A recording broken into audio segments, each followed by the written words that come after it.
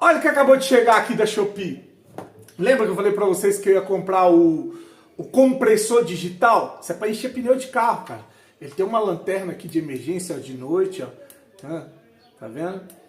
E aí você bota ele pra carregar, ó, ele liga aqui, ó. Ele é digital, tá?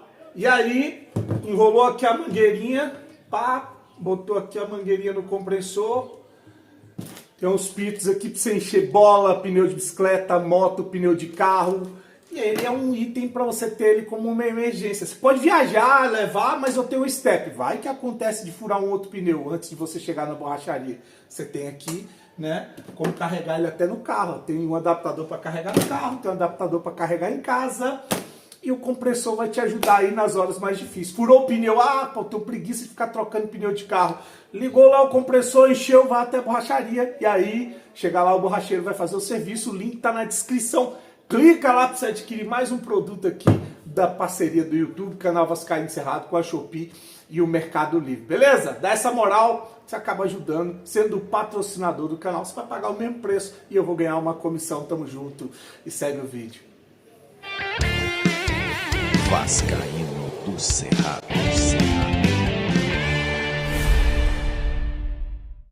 Fala galera vascaína, eu sou o Thiago Fonte, falo direto de Brasília, Distrito Federal, trazendo mais um vídeo para o canal.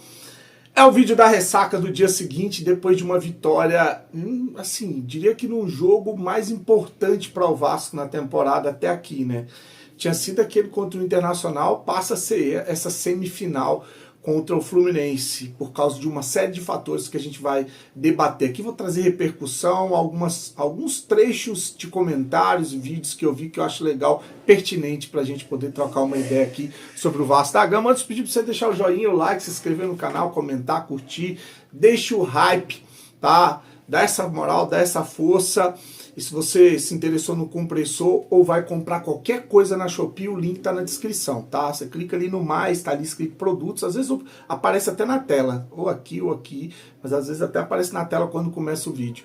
Clicou, você vai lá, clica no link da Shopee ou do Mercado Livre, que você comprar lá dentro, tem 24 horas, você tá me ajudando, você tá ajudando o canal, beleza? Quero mandar um abraço, claro que teve movimentação, vi festa de vascaíno no Maranhão, na Paraíba, vi aqui no Guará, em Brasília, que eu tô querendo ir lá no domingo, vi em vários lugares do Brasil. Mandar um abraço pra galera lá da Força Jovem Cariri, 41ª, acho que é isso, né, Força Jovem Cariri. Um abração para o Iago, o Canaã e meu amigo Paulo Gilberto, tá aí o vídeo deles comemorando lá também essa vitória do Vasco, o jogo do Vasco ontem contra o Fluminense, uma vitória importante para tirar um peso, como eu falei, a gente não classificou, tá? Eu fico puto quando vem vascaíno aqui nos comentários falar, pô, tá comemorando o quê? A gente não se classificou. Eu tô comemorando uma vitória, cara. Tinha gente reclamando que eu tava comemorando o gol. Eu tô comemorando o gol, cara. Quando é gol, qualquer torcedor apaixonado, quando é gol, tem que comemorar. Não significa dizer que eu tô comemorando que a gente se classificou, que a gente é campeão, não. Tô comemorando o gol e tô comemorando uma vitória importante para tirar um peso de uma sequência que a gente vinha negativa. Agora é importante ligar o alerta para um comportamento desse time do Vasco que é perigoso. Toda vez que a gente tem essa descarga de adrenalina, um jogo que vai lá e enche o torcedor de entusiasmo, orgulho e esperança, os próximos jogos são terríveis. Há uma baixa no nível de concentração, né? Aquela gana, aquele tesão de entrar focado para ganhar, para lutar dentro de campo. Quer um exemplo? A gente goleia o Santos 6, depois pega o Juventude e o Corinthians, foi 2 tacas jogando mal pra caramba. A gente pensou que ali a gente ia engatar uma sequência boa. Um outro exemplo, a gente vai lá e goleia o Internacional. Depois joga mal contra o Mirassol. Não vou botar o Atlético Mineiro, que ali tem uma circunstância diferente, tá? Colocou o time ali, a terceira opção para jogar. Agora, o Mirassol a gente encarou com o time titular jogando em casa e jogou mal e perdeu. Tá? Então, assim, existe esse comportamento que tem que ser combatido. Os jogadores têm que entrar com o mesmo nível de vontade e concentração que entraram ontem, apesar do primeiro tempo não ter sido tão legal assim. E aí, vou voltar a falar aqui, porque teve gente que achou ruim que eu falei que o Coutinho e o Nuno a gente perde, ganha com criação, ganha com qualidade no meio de campo, mas perde com marcação. Fica dependendo muito do Barros e do Thiago Mendes estar num dia assim excelente, né? Eu acho que até a pressão que fez com que o Hugo Moura passar pano para a expulsão do Hugo Moura, né? Mas você acaba forçando os jogadores da defesa do Vasco a jogarem numa situação extrema, tá? Tipo assim, no limite. No limite, porque você tem dois jogadores que não marcam. Então tem que corrigir isso aí pra gente não começar um primeiro tempo tomando sufoco, como a gente começou agora, ontem no Maracanã, com o Fluminense dominando no meio de campo, porque o Coutinho e o Nuno não fazem essa função defensiva, né? Eles não marcam. Então tem que ter ali uma cobertura especial, o Andrés volta para marcar, o Ryan, mas o meio de campo tá ficando com muito espaço. Cheguei a falar isso com os amigos, falei assim, cara, o Vasco para chegar no ataque é uma dificuldade, agora eles 2, 3 toques, os caras estão na frente do gol chutando, pô.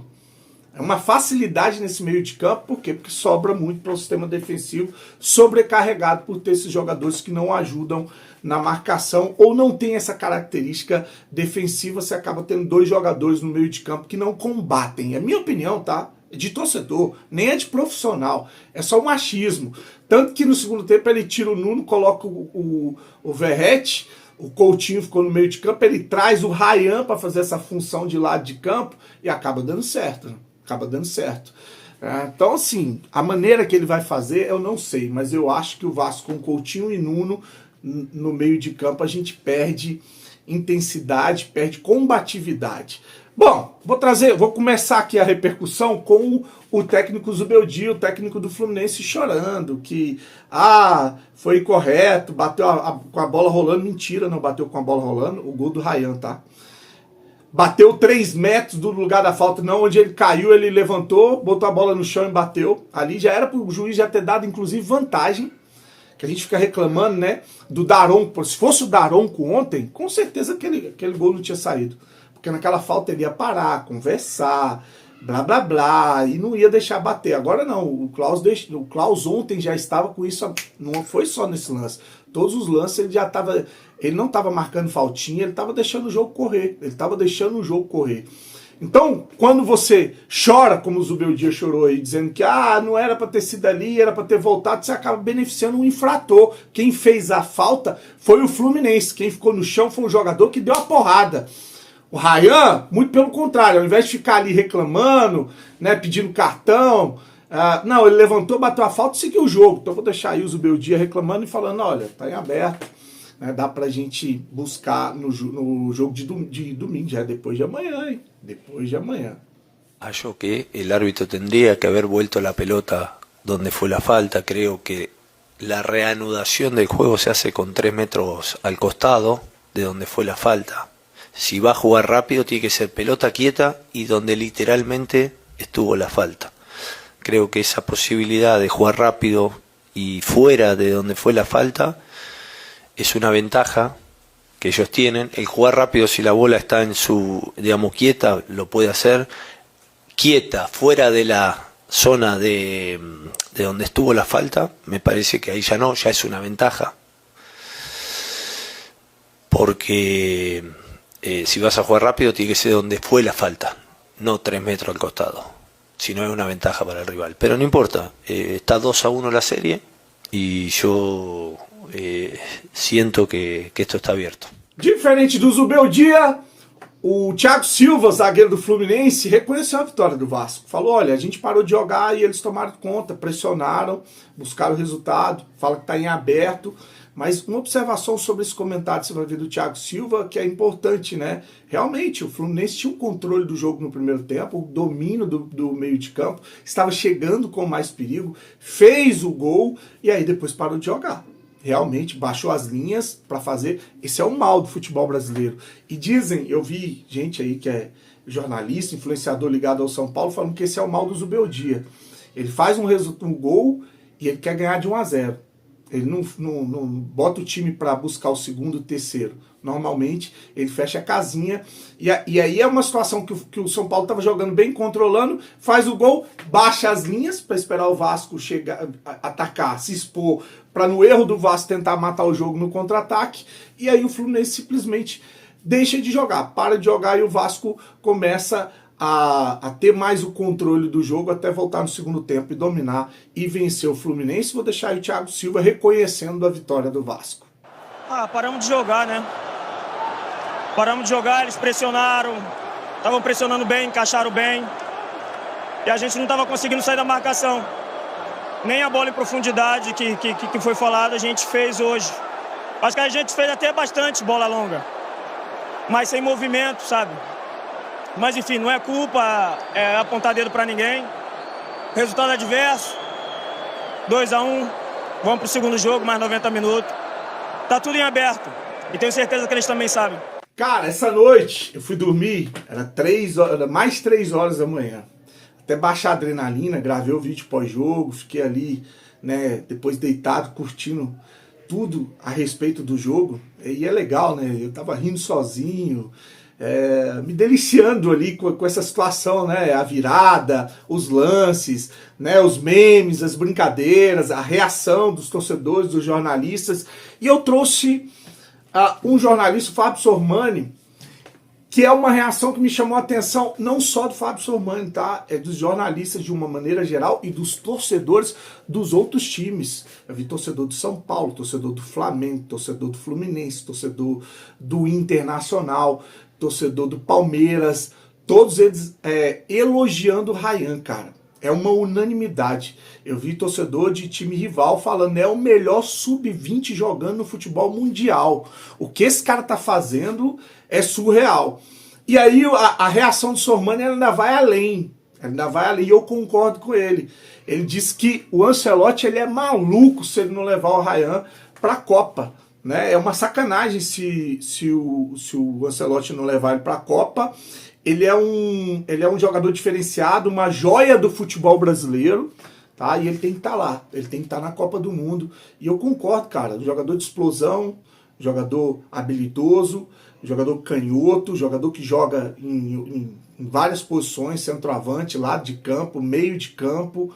Então tem as qualidades dele, né? Então vou deixar aí o Sormani fazendo esse apelo. O Ancelotti é maluco se não levar o Ryan para a Copa do Mundo, se vira. Pessoal, vocês viram o que o Ryan fez agora há pouco no Maracanã? Ele praticamente deu a vitória de virada ao Vasco por 2-1 no primeiro jogo da semifinal da Copa do Brasil contra o Fluminense. De virada por quê? Porque o Fluminense saiu na frente e o Vasco virou no segundo tempo. Ele faz o primeiro gol e já nos acréscimos ele sofre uma falta e ao invés de ele ficar rolando no chão, como o jogador brasileiro gosta de fazer, para chamar o cartão amarelo para o adversário, ou para segurar o jogo, porque 1-1 não era um resultado ruim.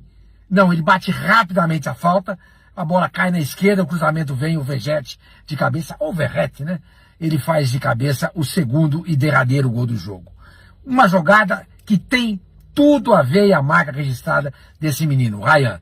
Gente, é o seguinte, eu já falei e torno a dizer, vai ser uma baita sacanagem se o Carlo Ancelotti não levar esse menino para a Copa do Mundo. Ah, Sormani, mas ele não tem experiência nenhuma. Dane-se, dane-se. Ele tem que ir para a Copa do Mundo, ele tem que estar na seleção, ganhar casca, maturidade, porque ele vai ser uma joia rara. Ele já é uma joia rara do futebol brasileiro. E vai ser, com certeza, o futuro da nossa seleção. É um cara diferenciado, gente. O moleque joga em todas as posições do ataque, é grande, é forte, canhoto, bate bem na bola. Gente, repito, uma joia do futebol brasileiro. O Carlo Ancelotti, técnico da nossa seleção, tem obrigação de convocar esse menino. Tem obrigação de convocar esse menino.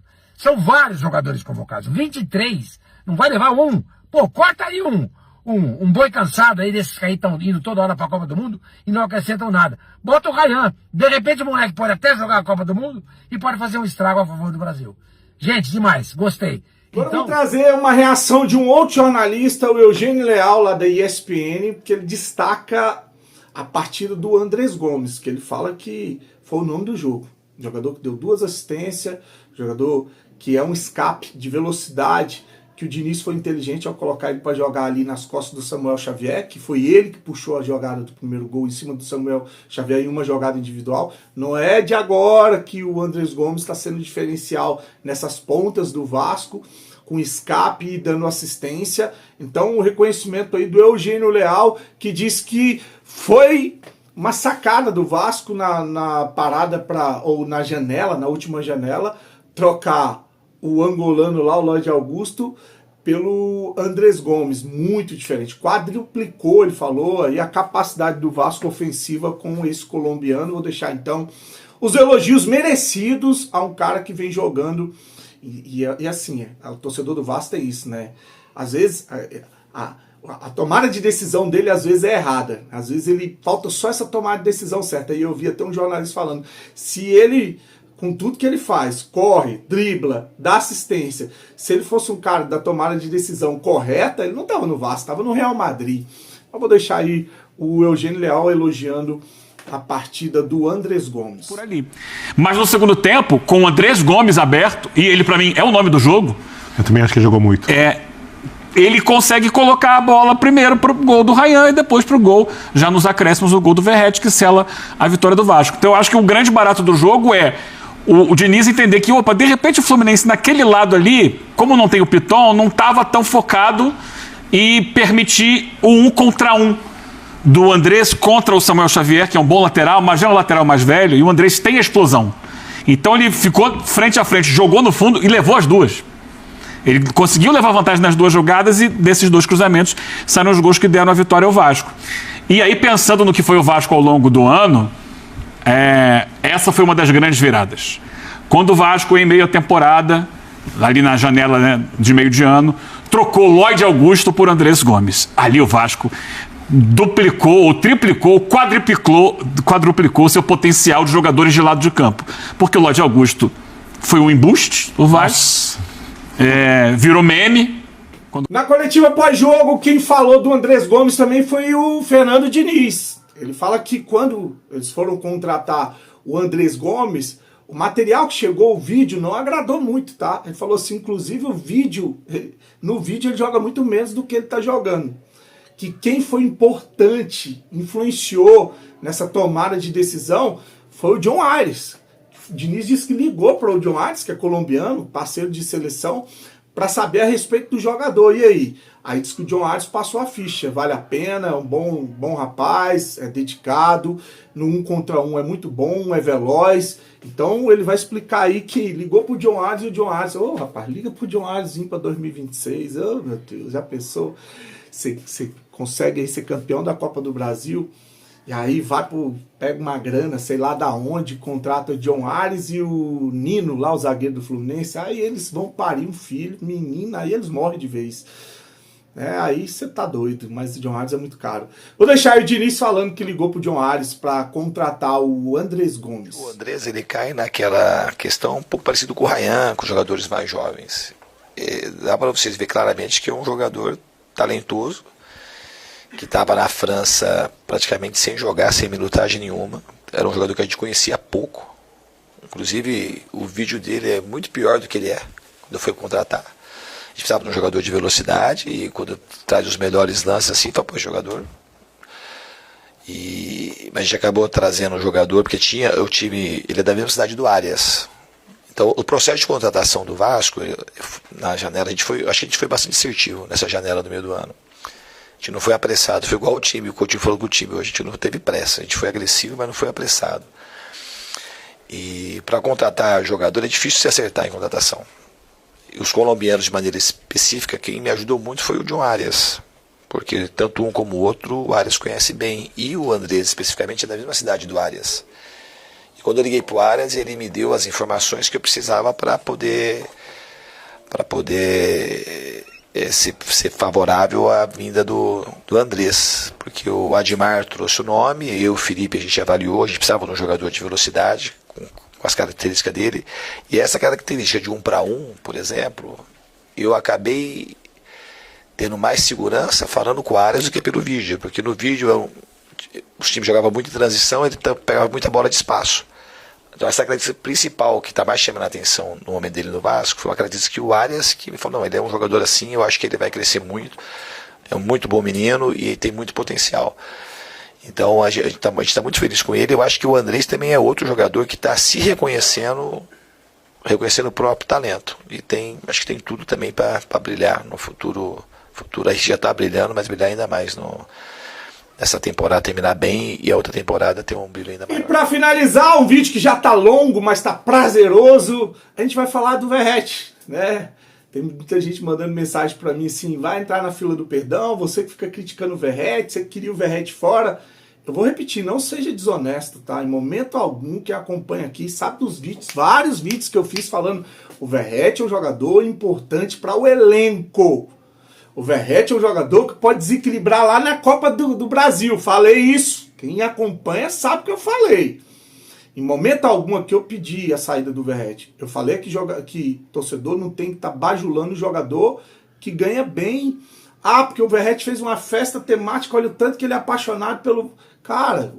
o Vasco mudou a vida do Verratti. Claro que ele é apaixonado pelo Vasco. Então essas coisas a gente tem que... Eu entraria na fila do perdão a crítica ao Verratti se nesse momento eu tivesse pedindo o Verratti para ser titular. Se eu abrisse um vídeo aqui falando, olha, o Verratti tem que ser titular desse time. Olha, o Verratti não pode sair do time titular. Então eu tinha que entrar para a fila do perdão. Mas não, apesar do gol do Verratti, que foi importante, gosto pra caramba do Pirata, é um jogador importante para o Vasco, não quero ele no time titular. Ele tem que ser para isso, cara. Tem que ser para... Ele é uma arma para entrar no segundo tempo, entrar quando o Vasco estiver fazendo pressão, precisando de um jogador de área para fazer o gol da vitória. Aí tem o Verratti no banco. Então é isso, entendeu? Eu entraria na fila do perdão se eu tivesse mudado a minha opinião. E eu não mudo a minha opinião em uma vírgula. Gosto do Verratti, sei da importância do Verratti, mas continuo achando que ele tem que ser reserva. Ele é um jogador importante para o elenco. O Galvão Bueno narrou o gol do Verratti, e aí o Galvão Bueno falou uma parada aí que deu uma moral para o Pirata, viu? Em 51 anos de carreira, é um dos melhores cabeceadores que eu vi jogar. Ele toca de lado, lá vem chegando, chega pro Mita, abriu pela esquerda, lá vem cruzamento, Verratti! Gol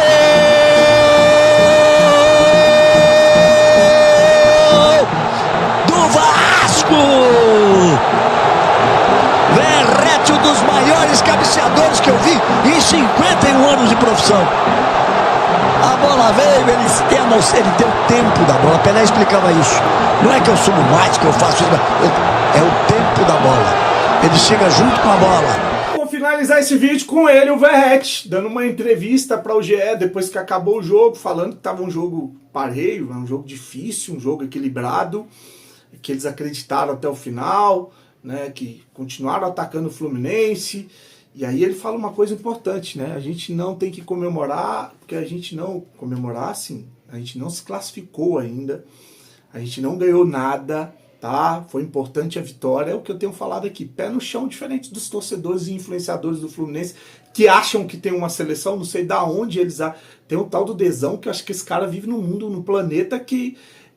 a gente fala do terraplanista, eles estão... O pior é você ver o Fluminense com o Everaldo, o bichado do Soteldo, esse Kennedy que nunca mais jogou bola, o Ganso que tá aposentando, um goleiro de 45 anos de idade, que eu sou fã, mas pesa, o tal do Freitas, que eles querem longe do time. Que seleção é essa que eles acham que tem? E não tô desmerecendo o time do Fluminense não, tá? Não tô dizendo que o Vasco é melhor do que o time do Fluminense não. Mas não há essa diferença toda, esse absurdo, essa distância que esses caras ficam cantando por aí, é só na cabeça, só no mundo encantado deles, né?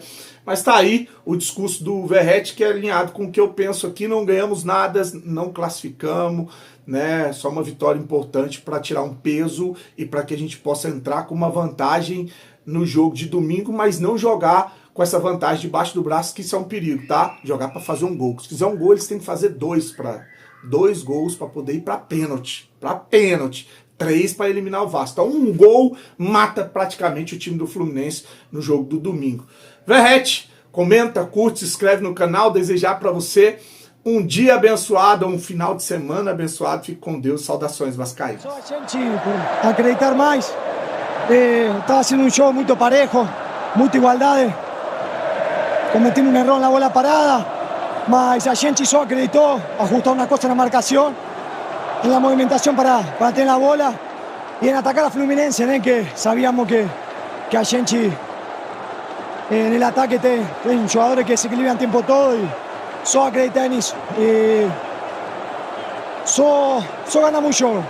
A gente ainda não pode comemorar nada, se bem estamos muito felizes, uma pessoa muito emocionada, mas a gente ainda não conseguiu o que a gente quer, que chegar na final.